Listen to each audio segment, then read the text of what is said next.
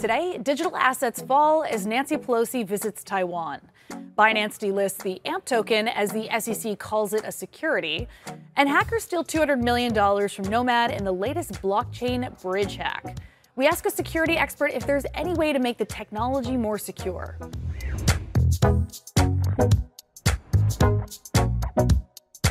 Welcome to CNBC's Crypto World. I'm Mackenzie Sigalos. Digital currencies are falling again today, due in part to U.S. House Speaker Nancy Pelosi's tense visit to Taiwan. Pelosi defied threats from China, who said that they wouldn't sit idly by if she were to visit. Pelosi just landed in Taiwan by noon Eastern, and Bitcoin traded around $23,000, Ether traded at $1,600, and Polygon fell to 89 cents. Okay, on to the top stories. First, Binance US plans to delist one of the tokens the SEC claims is a security. Flexa's AMP token will be taken off the US exchange on August 15th, which the company said is out of an abundance of caution. Binance US also said it expects trading to resume at some point, but it's waiting for more clarity on the token. The SEC's crackdown on crypto it deems securities intensified last week, thanks to an insider trading case involving a former Coinbase employee.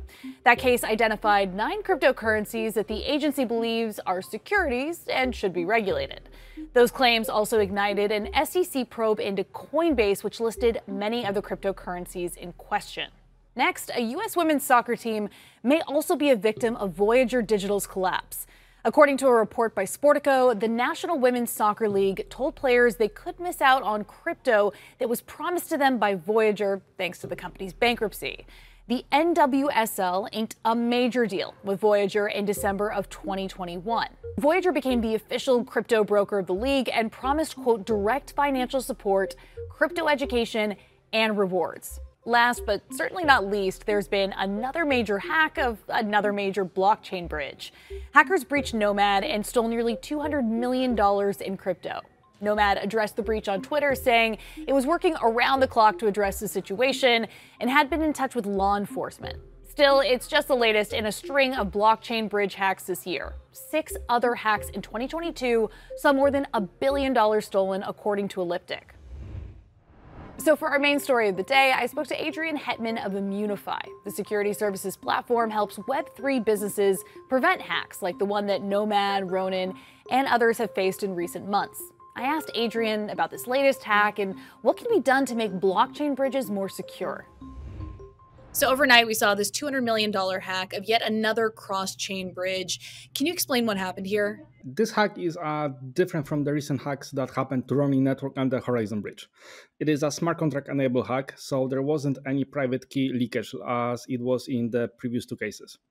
So in that hack, almost $200 million was stolen, and the issue was with the process function in one of their smart contracts. Basically, that function, all of what it does is check if the request for withdrawal on the other side of the bridge, in this case on Ethereum, is valid. And there was a logical issue within that function that basically allowed any message, especially constructed, to pass that verification. And basically hackers managed to exploit that, draining the funds. But what's also interesting is when the news broke out of the issue, that issue was very easy replicable by any other actors, meaning that any other people that saw the original hacker's transaction could take the inputs of that transaction to that function, change the parameters so not the hacker's address but their own address will be rewarded with the funds, and they could rebroadcast that transaction. And that's why so many people were participating in that hack. So in this most recent breach, it basically had to do with multiple actors exploiting bad code, essentially. But with Ronin, and then before that with Wormhole, it's my understanding that it was more of a centralized force breaching the system? So with the wormhole, there was also an logical issue within the code itself. Basically, they were using a deprecated library from Rust that basically allowed anybody to upload their own set of validators that accepted the outgoing transactions. But with the running on Horizon Bridge, the issue was that private keys of the validators itself were stolen by the Lazarus group from North Korea. And that meant that anybody controlling the majority of the multisig wallet that control the admin functions of those two bridges were able to call any function. And in case of Running Bridge, they were able to drain almost $625 million. And in case of Horizon Bridge, they were able to steal $100 million. So let's broaden this out. For somebody who doesn't understand perhaps the nuances of what went wrong in the code, let's talk about the significance of these kinds of breaches. Just how bad is it? We need to understand that in the Web2 world, when there was a hack, that hack almost never had a monetary price stick to it. Yes, there was a lot of leak of our data, but that data later on were sold on some darknet market, and it was really hard to put a price on that. But in case of Web3 hacks, it's really easy to put a price on that because we are dealing with money. And bridges, in general, are connecting two different blockchain networks, like, for example, Ethereum and Solana. When you're having one asset on one network and you suddenly see that, yes, there's another awesome application on totally different network, I would like to move my assets from Ethereum, for example, to Solana or vice versa, and have my assets there and be able to participate in that new DeFi application on the other chain. And how we can do that? We cannot simply move those assets. That's why we need blockchain bridges. They usually hold tremendous amounts of money.